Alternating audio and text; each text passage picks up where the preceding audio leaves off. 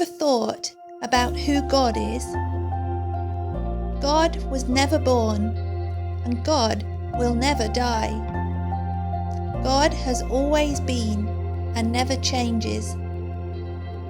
God's power is unlimited. God is everywhere, all at once. God knows everything. God is perfectly wise. God is love. God is the perfect judge. God created everything that we can see out of nothing, and that includes you, and that includes me.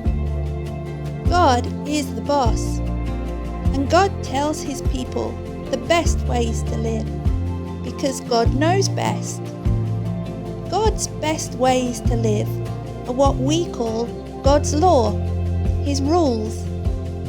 God is loving and kind, but still, God is the boss.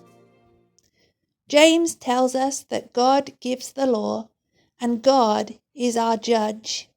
He is able to save or destroy us or anyone else, because God is the boss. But sometimes we decide, I am the boss, and I want to judge others. we decide we know better than God the boss. So when God says, love your neighbour, we decide to trash them instead. When God says to speak kindly about one another, we decide to put them down instead. When God says encourage one another, we decide to say mean things instead. That's like making ourselves the boss. We're trying to be above God's rules, and we're trying to save or destroy others.